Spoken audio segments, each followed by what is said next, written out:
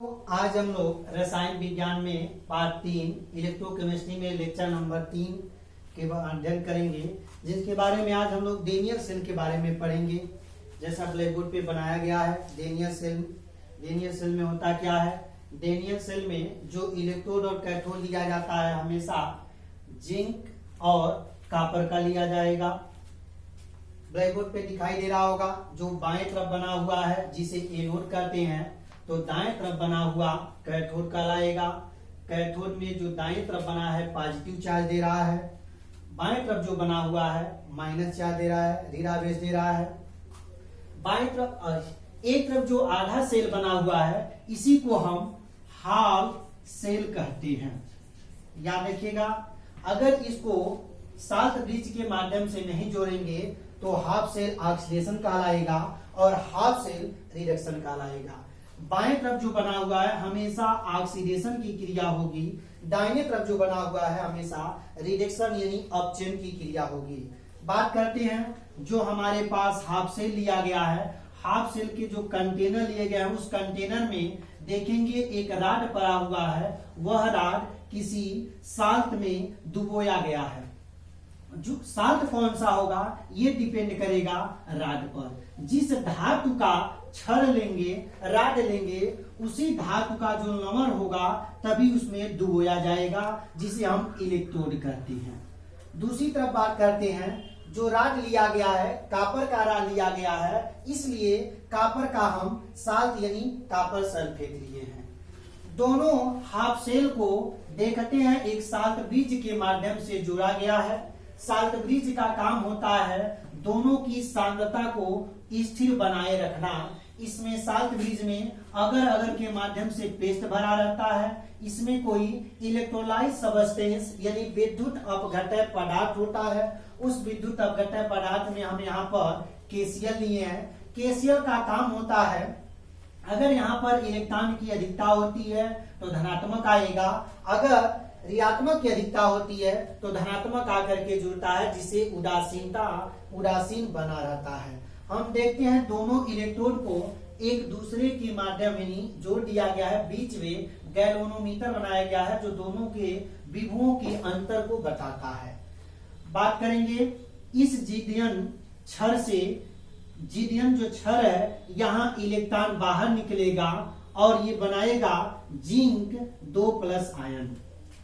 Oxidation में zinc जो छड़ लिया गया है यह ऑक्सीडेशन की क्रिया करेगा और बनाएगा जिंक 2+ चार्ज और 2 इलेक्ट्रॉन बाहर निकलेगा।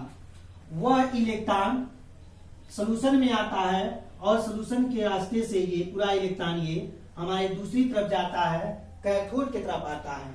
कैथोड में क्या होता है, जो हमारे पास कॉपर सल्फेट का जो सोल्यूशन है Cu2+ चार्ज, इस इलेक्ट्रॉन को ऑब्जर्व करके लेकर के कॉपर सॉलिड बना लेता है।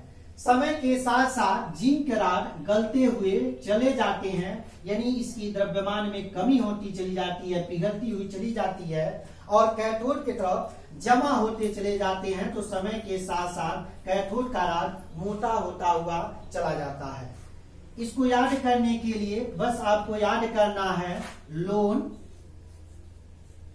यल का मतलब लेफ्ट हैंड साइड, ओ का मतलब हमेशा ऑक्सीडेशन होगा, ए का मतलब एनोड कहलाएगा, एन का मतलब निगेटिव चार्ज होगा।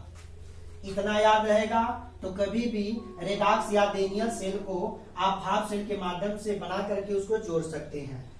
उसके बाद जो आर होगा जिसे राइट हैंड साइड कहेंगे, उसके बाद रिडक्शन होगा, इसको हम इसको कैथोड कहेंगे और पॉजिटिव चार्ज कहेंगे।